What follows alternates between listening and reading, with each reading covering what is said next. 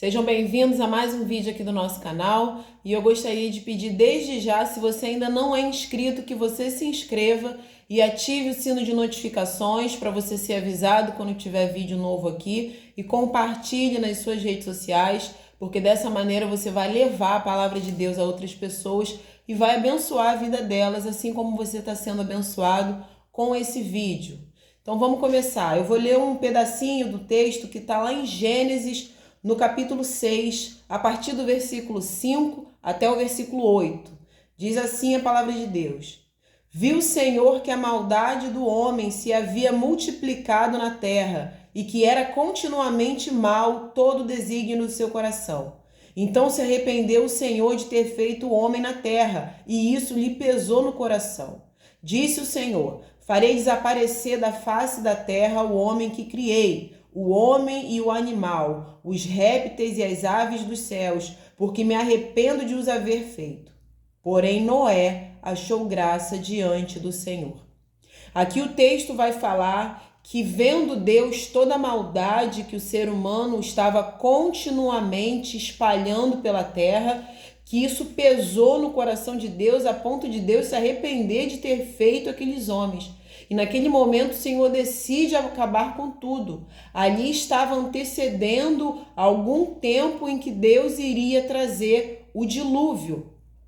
Lá no livro de Mateus, no capítulo 24, versículos 38 a 39, nós vamos ver que está escrito o seguinte, 38 a 39.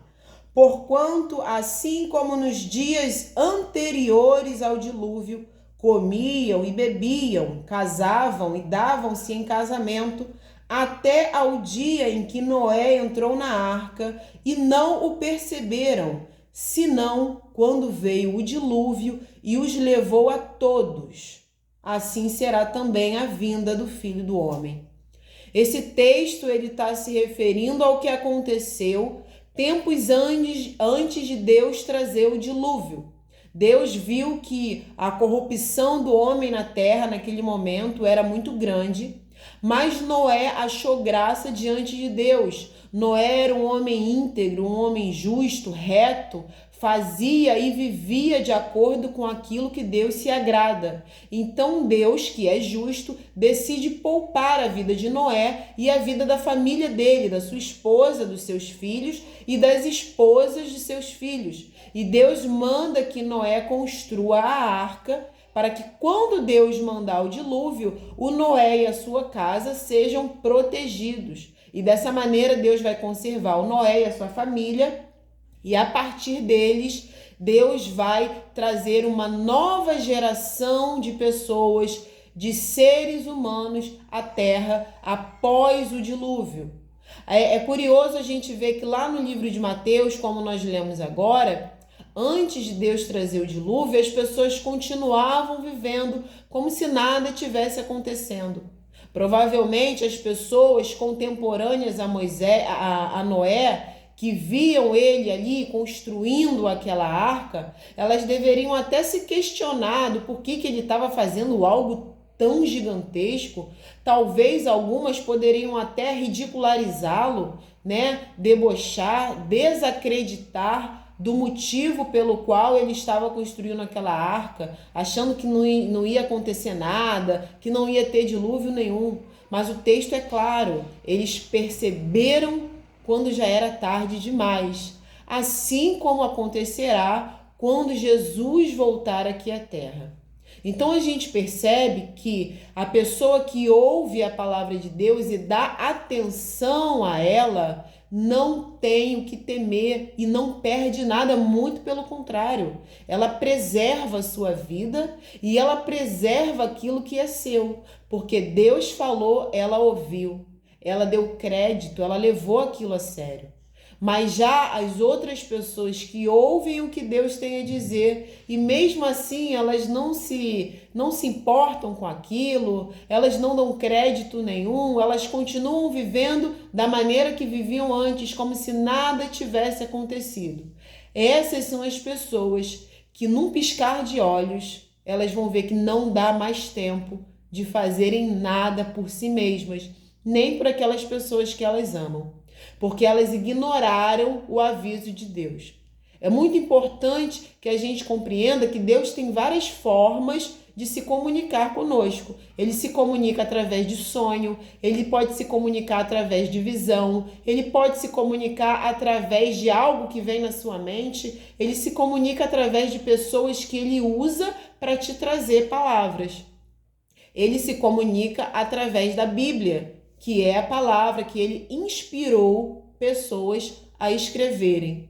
Então Deus ele pode escolher formas muito distintas, muito variadas de se comunicar conosco. O que nós precisamos ter em mente é que existe uma diferença gigantesca entre as pessoas que ouvem o que Deus fala e elas atendem aquilo que ele fala, e aquelas que acham que é besteira, não vai dar em nada, isso aí não tem credibilidade alguma.